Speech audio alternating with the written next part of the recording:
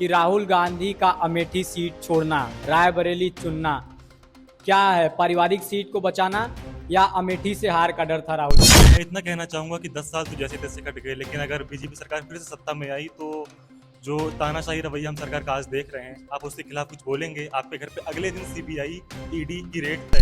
अखिलेश यादव दर्शन करने के लिए गए थे मंदिर में, उस मंदिर को धो दिया गया कि ये पिछड़ा जाति का आके यहाँ पे दर्शन किया। ये कहाँ तक चुनाव आने लगता है, जब पास में चुनाव आता है तो यही अपोजिशन वाले क्यों मोदी की आइडियोलॉजी को फॉलो करने लगते हैं, मंदिर जाने लगते हैं, उन सभी को पूछने लगते हैं जिनको वो पहले नहीं पूछते। अभी दब रहे हैं, पर ऐसा नहीं है कि हमेशा दबे रहेंगे। टाइम लगता है चीज़ों में, और कहीं ना कहीं जो घर देने की बात होगी, राशन देने की बात होगी, तो ऐसा नहीं कि मिल नहीं रहा, ज़मीनी हकीकत कहीं ना कहीं मिल रहा है। कांग्रेस एक पार्टी नहीं है, एक भावना है, एक विचार है जो ये निर्धारित करती है। ये कांग्रेस इसलिए प्रतिबद्ध है कि वो गरीबों मजलूमों के हक और हुकूक की बात है। राहुल गांधी, यही अखिलेश यादव, यही लोग जब चुनाव आते हैं तो मंदिर मंदिर के चक्कर क्यों लगाते हैं? जो भाजपा के नेता है वो कह रहे हैं हम 400 पार लाने जा रहे हैं। देखिए, ये हवाबाजी जब तक चुनाव के नतीजे नहीं आते तब तक चलती रहेगी, और लेकिन आप देखेंगे ज़मीनी हकीकत कुछ और है। ये जो मोदी लहर 2014 में आई थी, आज वो बिल्कुल से बदल चुकी है। आज लोग बीजेपी की हकीकत जान चुके हैं और उन्हें राहुल गांधी में अपना नेता दिखाई देता है, और वो इस बार बहुत ज़ोर शोर से उनको सत्ता में लाने जा रहे हैं। साल हो गए बीजेपी को सत्ता में रहते हुए, और उन्होंने अभी तक कोई भी ऐसा बम ब्लास्ट किसी भी स्टेट में नहीं सुनने में आया। नमस्कार, युवा चौपाल में आपका स्वागत है। मैं हूं आपके साथ विपिन। पूरे देश में लोकसभा का इलेक्शन चल रहा है, और देखिए इलेक्शन कोई सा भी हो, लेकिन उसमें युवाओं का अहम रोल रहता है। तो ऐसे में आज हम उन युवाओं से बात करेंगे जो लखनऊ यूनिवर्सिटी में पढ़ते हैं, और उनसे जानेंगे कि उनकी क्या राय है, पिछले मोदी सरकार के कैसे रहे हैं और कांग्रेस सरकार के कैसे रहे हैं। उनके ओपिनियन जानेंगे और जानेंगे कि इस बार कौन प्रधानमंत्री बनेगा और ये चाहते क्या है। तो देखिए हमारे साथ ये सभी युवा हैं, लखनऊ विश्वविद्यालय के मास कम्युनिकेशन के छात्र हैं। ये सभी छात्र आज अपना ओपिनियन रखेंगे और बताएंगे कि किसकी सरकार बेहतर थी और किसकी बेहतर कर सकती है। तो ऐसे में सभी छात्र हैं, इनसे देखिए हम बात करेंगे, जानेंगे कि क्या इनका राय है। इधर देखिए कुछ और भी छात्र हैं जो अपने सवाल जवाब जो है कि इधर के छात्रों से करेंगे। तो सभी छात्रों का आप चलिए स्वागत करते हैं। आपका सभी लोगों का हमारे शो में बहुत बहुत स्वागत है। और आप लोगों से हम जानेंगे कि पहला सवाल यही रहेगा कि आप लोगों को क्या लगता है कि मोदी सरकार के पिछले 10 साल कैसे रहे थे। तो आप अपना परिचय दीजिए और साथ में बताइए कि कैसा मोदी सरकार का रहा था। नमस्कार साथियों, मेरा नाम यशवर्धन दीक्षित है, और मैं यहाँ पे अपना ओपिनियन बीजेपी के पक्ष से, एनडीए के पक्ष से रखने आया हूँ। सबसे पहले मैं मैनिफेस्टो की बात करूँ, 2019 का जो मैनिफेस्टो बीजेपी का था, उसमें उन्होंने कहा था कि वो फॉरेन पॉलिसी पे अपना फोकस देंगे, सीएबी और घुसपैठियों के ऊपर उनकी नज़र रहेगी, और घुसपैठियों के ऊपर वो अपनी पकड़ बनाएंगे। तीसरी चीज़ ये कि वो नेशनल सेफ्टी को लेके काफ़ी सीरियस थे अपने 2019 के मैनिफेस्टो में लेके, और यही चीज़ उन्होंने जब वो इलेक्शन में आए, सत्ता में आए, और उन्होंने वो चीज़ करी भी। नेशनल सेफ्टी को लेके उन्होंने ना कि देश के बाहर की गतिविधियों को लेके, देश के अंदर भी गतिविधियों को लेके उन्होंने नज़र बना रखी। 10 साल हो गए बीजेपी को सत्ता में रहते हुए, और उन्होंने अभी तक कोई भी ऐसा बम ब्लास्ट किसी भी स्टेट में नहीं सुनने में आया है। जहाँ भी हुआ उसका तुरंत उन्होंने अपना एक्शन लिया है। और दूसरी चीज़, सीए एनआरसी ला के घुसपैठियों को कंट्रोल करना, अवैध तरीके से उनका राशन कार्ड बनाना, और उनको देश की नागरिकता का हिस्सा बना देना बिना किसी लीगल तरीके से, ये बिल्कुल बहुत ही गलत है। यशवर्धन को सुन रहे थे। यशवर्धन ने अपने मुद्दे रखे। इन्होंने बीजेपी की तारीफ करते हुए कहा कि जो सरकार थी उन्होंने इतना अच्छा काम किया है कि अब तीसरी बार भी उनकी सरकार बनेगी। तो हमारे साथ देखिए दूसरे और छात्र हैं, उनसे भी बात करेंगे। आप भी अपना परिचय दीजिए और क्या लगता है कि 2024 में मोदी सरकार दोबारा आएगी, अगर आती है तो उसका मुद्दा क्या रहेगा। नमस्कार, मेरा नाम तरुण शुक्ला है, और मेरे हिसाब से जैसे कि आपने बोला मुद्दा क्या रहेगा 2024 का, तो मिशन 2047 की बात करते हैं प्रधानमंत्री जी। तो उनका मिशन यही है कि इकोनॉमी को 5वें पे जो है उसको 1 पे ले जाना है, पहली बात तो। और दूसरी बात ये है कि आगे से आगे जाना है। तो मतलब 2024 में यही मुद्दे होंगे, एक तो गरीबी, ऊपर से बेरोजगारी, इस सब मुद्दों पे प्रधानमंत्री जी टच करने वाले हैं। और इंडिया को एक डेवलपिंग जितने भी कंट्रीज में काम चल रहा है वो सारी सिटीज़ डेवलपिंग नहीं डेवलप्ड हो जाए, इस पर कोशिश रहेगी। और कहीं ना कहीं ये सिर्फ एक 5 साल का टेन्योर नहीं है, मेरे ख्याल से आने वाले ये 25 साल की कहानी है, और मोदी जी आई थिंक आगे आने वाले हैं। हाँ, आपने कहा कि मोदी जी आगे आने वाले हैं, डेवलपिंग का काम चल रहा है। ठीक है, लेकिन बीजेपी को हमेशा कटाक्ष का सामना करना पड़ता है। जो विपक्ष के नेता है वो लगातार हमलावर रखते हैं कि बीजेपी जो है गरीबों की सरकार नहीं है, ये गरीबों का हक मार रही है। यहाँ बेरोजगारी की बात होती है, कहते हैं कि हम राशन दे रहे हैं, लेकिन 80 करोड़ जनता को राशन दे रहे हैं, लेकिन ये इनका कहना है कि 80 करोड़ देकर आप गरीबों को और गरीब बनाते जा रहे हैं। लेकिन बीजेपी कहती है कि ये हमारी सफलता है कि हम उनको 5 किलो राशन दे पा रहे हैं। तो इस पर क्या कहेंगे आप? मेरे ख्याल से कहीं ना कहीं सुधार तो हुआ है। अगर आप देखेंगे कांग्रेस के राज में तो गरीबों की सरकार नहीं है, ऐसा बोलना गलत भी नहीं होगा। कहीं ना कहीं प्राइवेटाइजेशन हुआ है और ऊपर से क्या हुआ है, जो मिडिल क्लास लोग हैं वो थोड़ा सा ऊपर आए चढ़ के। हाँ, गरीब अभी दब रहे हैं, बट ऐसा नहीं है कि हमेशा दबे रहेंगे। टाइम लगता है चीज़ों में, और कहीं ना कहीं जो घर देने की बात होगी, राशन देने की बात होगी, तो ऐसा नहीं है कि मिल नहीं रहा। ज़मीनी हकीकत कहीं ना कहीं मिल रहा है, और मेरे ख्याल से थोड़ा सा वक्त अगर हम इस चीज़ को देंगे तो आगे जाके चीज़ें बेहतर होंगी। क्योंकि जैसे कि CA NRC की बात करें तो घुसपैठिए भी आ चुके हैं देश में, तो जब तक वो खत्म नहीं होगा तब तक हम एकदम से चाह रहे हैं कि जो गरीब है वो अमीर बन जाए, ऐसा नहीं होता। क्योंकि घुसपैठिए भी हैं और इंडिया के जो लोग नहीं हैं वो इंडिया में बस चुके हैं, तो उनको बाहर निकालने का काम हो रहा है और काफ़ी चीज़ें हो रही हैं। तो इन सब चीज़ों पे धीरे धीरे ग्राउंड लेवल पे काम हो रहा है, तो टाइम लगेगा, बट मेरे ख्याल से आप देखने के बदलाव देखेंगे। देखिए, ये तरुण थे, अपना विचार रख रहे थे, और साथ में इनसे भी बात करेंगे, ये अब अपना विचार रखेंगे कि अब यही आपसे भी सवाल रहेगा कि अगला प्रधानमंत्री कौन बनेगा, मोदी जी के 10 साल कैसे रहे, और आने वाला प्रधानमंत्री कौन बन सकता है, मुद्दे क्या रहेंगे, यही सवाल आपसे भी है। आप अपना विचार एक बार रखिए। नमस्कार, मेरा नाम अमन शुक्ला है और मैं इतना कहना चाहूँगा कि 10 साल तो जैसे तैसे कट गए, लेकिन अगर बीजेपी सरकार फिर से सत्ता में आई तो जो तानाशाही रवैया हम सरकार का आज देख रहे हैं, आप उसके खिलाफ कुछ बोलेंगे, आपके घर पे अगले दिन CBI ED की रेड तय है। तो ये जो तानाशाही रवैया है सरकार का, इस पे लगाम लगाने के लिए बीजेपी सरकार को सत्ता से बेदखल करना होगा। और मुद्दे यही हैं, बेरोजगारी है, महंगाई है। भाजपा सरकार ने काफ़ी कोशिश की, लेकिन शायद उनकी जुमलेबाजी अब और नहीं चलेगी, और महंगाई बेरोजगारी रिकॉर्ड स्तर पर है, और इस पर लगाम लगाने के लिए हमें परिवर्तन चाहिए, और कांग्रेस पार्टी सरकार में आते ही इन सब चीज़ों पे अच्छे से काम करेगी। आप कह रहे हैं कि भाजपा की सरकार नहीं आएगी, परिवर्तन चाहिए, लेकिन जो भाजपा के नेता है वो कह रहे हैं हम 400 पार लाने जा रहे हैं। देखिए, ये हवाबाजी जब तक चुनाव के नतीजे नहीं आते तब तक चलती रहेगी, और लेकिन आप देखेंगे ज़मीनी हकीकत कुछ और है। ये जो मोदी लहर 2014 में आई थी, आज वो बिल्कुल से बदल चुकी है। आज लोग बीजेपी की हकीकत जान चुके हैं, और उन्हें राहुल गांधी में अपना नेता दिखाई देता है, और वो इस बार बहुत ज़ोर शोर से उनको सत्ता में लाने जा रहे हैं। आप कह रहे हैं राहुल गांधी को लाने जा रहे हैं, लेकिन राहुल गांधी को पप्पू बता करके सोशल मीडिया पर ट्रोल कर दिया जाता है। बीजेपी IT सेल भी लगातार टारगेट करती रहती है, कहती है कि ये इनके अंदर नेता की छवि नहीं है, और आप कह रहे हैं कि अगला प्रधानमंत्री बन जाएंगे। देखिए, ये माइंड गेम्स हैं जो बीजेपी खेलती है, लेकिन एक चीज़ उनको ये जान लेनी चाहिए कि अब ये माइंड गेम्स काम नहीं करने वाले हैं। और आप राहुल गांधी को कुछ भी बोलिए, आप उनको पप्पू बोलिए, आप उनको जो मर्जी वो बोलिए, लेकिन जो काबिलियत उनके अंदर है, ये बात तय है, ये बात स्पष्ट है कि वो पहले से बहुत परिपक्व नेता बन चुके हैं, और अब उनके अंदर वो क्षमता है कि वो देश का प्रतिनिधित्व कर सकें। ठीक है, आपने अपना राय रखा। अब देखिए, इनसे बात करेंगे। आपने बढ़िया गमछा उमछा टांग रखा है, कुर्ता पहन रखा है, बिल्कुल नेता वाला लुक है आपका। आपसे भी बात करते हैं, आपके क्या विचार हैं, क्या लगता है किसकी सरकार आ रही है और क्या मुद्दे रहेंगे? नमस्कार साथियों, मेरा नाम अर्पित सिंह सिसोदिया है और मैं कांग्रेस की तरफ से अपनी बात रख रहा हूं। तो आप सभी हाजिरीन महफिल का इस्तकबाल करता हूं।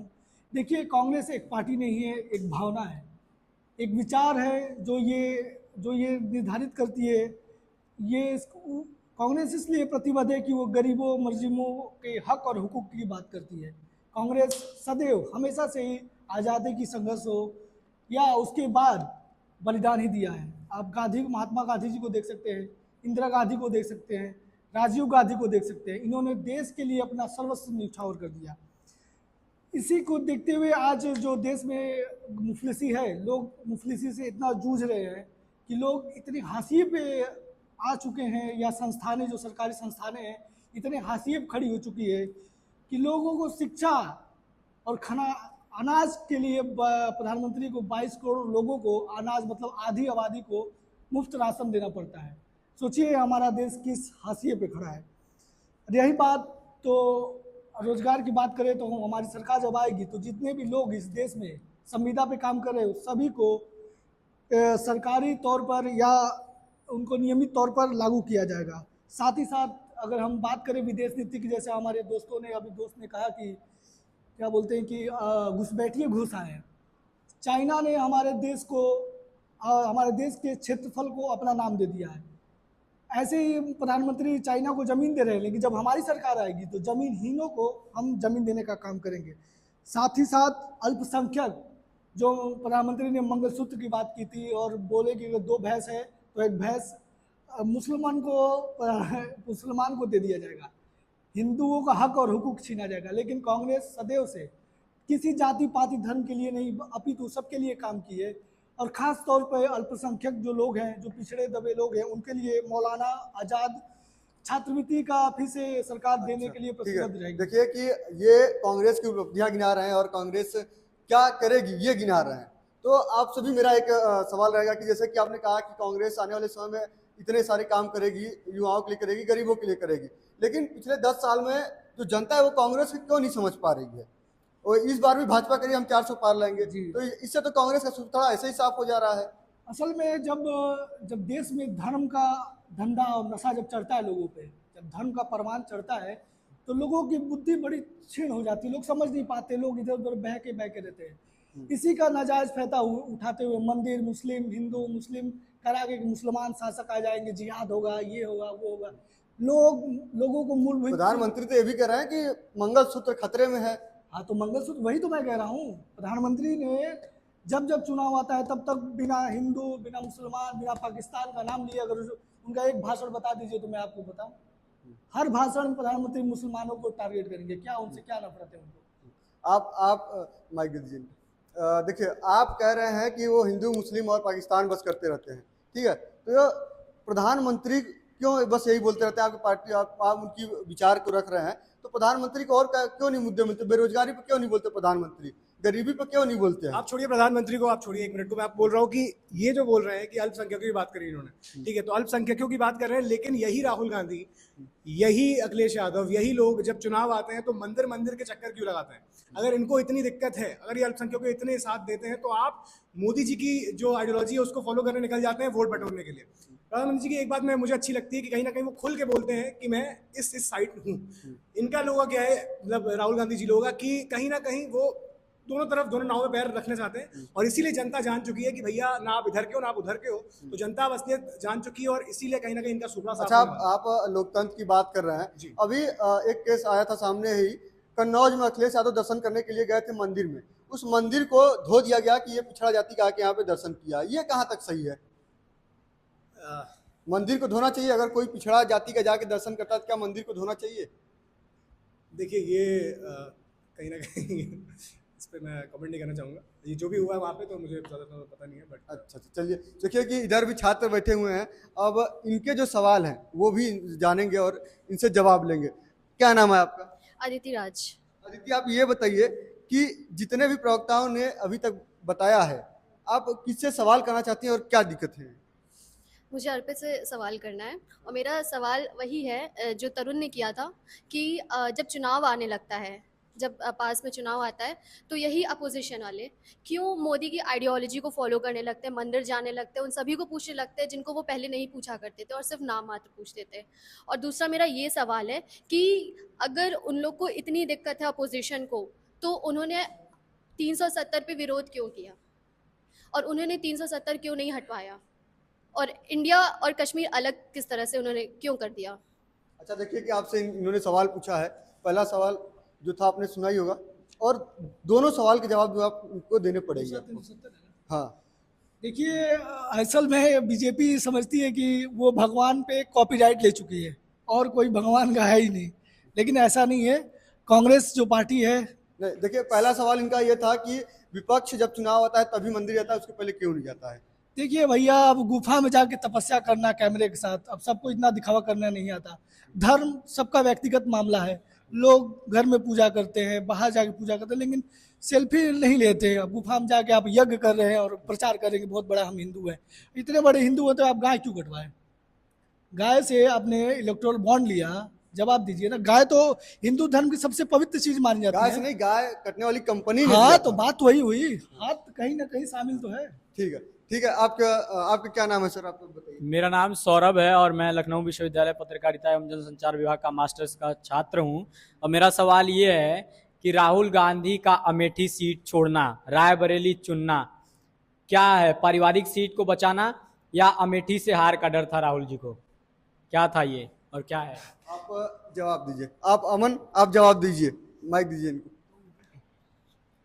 देखिए, अब ये बात है कि राहुल गांधी कौन सी सीट से चुनाव लड़ेंगे, तो इसका फैसला पार्टी करती है, राहुल गांधी करते हैं। बात रही अमेठी की, तो अमेठी और रायबरेली दोनों कांग्रेस की परंपरागत सीट हैं।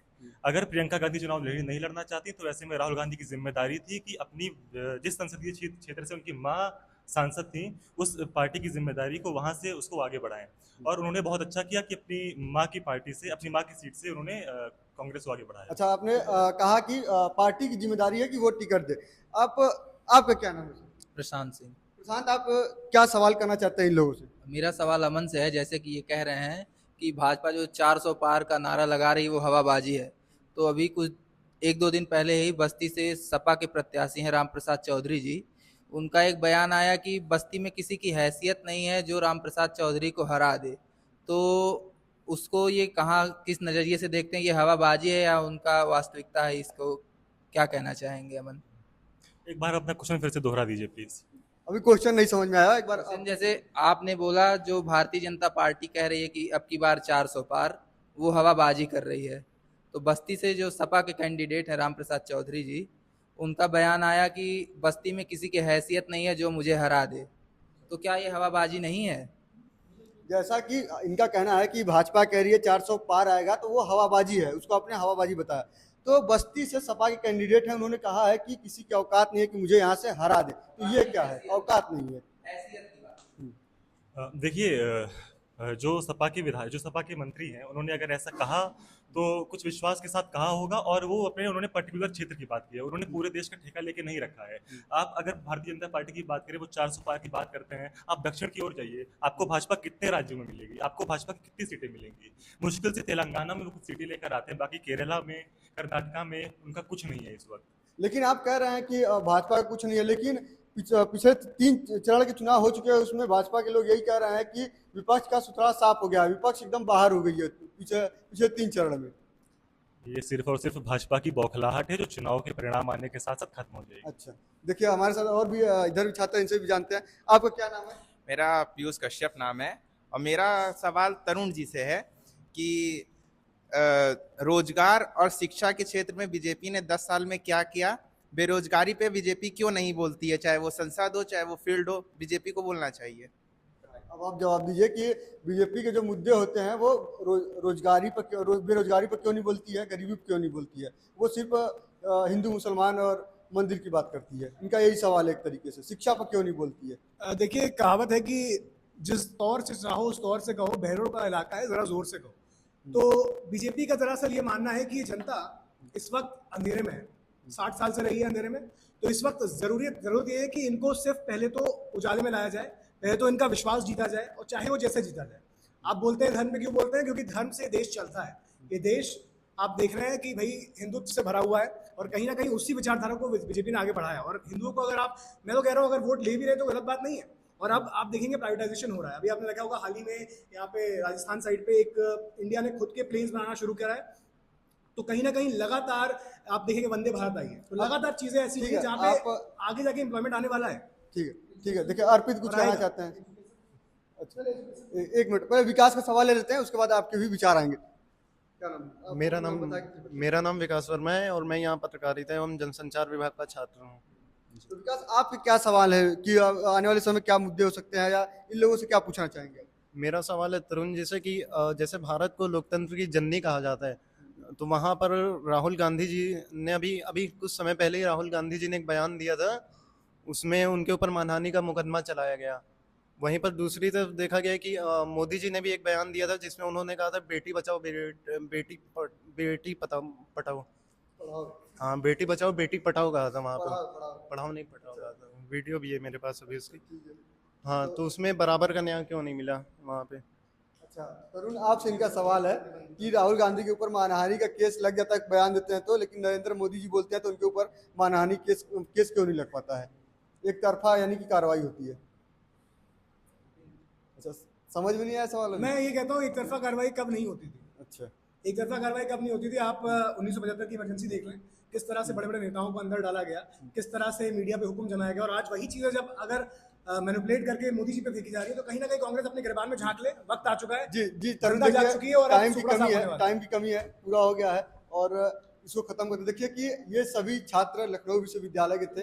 ये तमाम छात्र जो है कि अपने विचार रख रहे थे, कोई कांग्रेस का समर्थन कर रहा था, कोई बीजेपी का कर रहा था और कोई ये छात्र जो है वो सवाल जवाब कर रहे थे। देखना कि 1 जून को 7वें चरण की वोटिंग खत्म होगी और 4 जून को इसका रिजल्ट आएगा। इसके बाद ये देखना होगा कि किसकी सरकार बनती है और किसकी नहीं बनती है। क्या नरेंद्र मोदी की सरकार तीसरी बार बनेगी या फिर कोई और प्रधानमंत्री होता है। ये सभी युवाओं के विचार थे, हमने सभी के विचार देखे और ऐसे ही प्रोग्राम हम करते रहेंगे और तमाम खबरों को देखने के लिए आप हमारे चैनल को सब्सक्राइब करें और बेल आइकन को दबाना ना भूलें।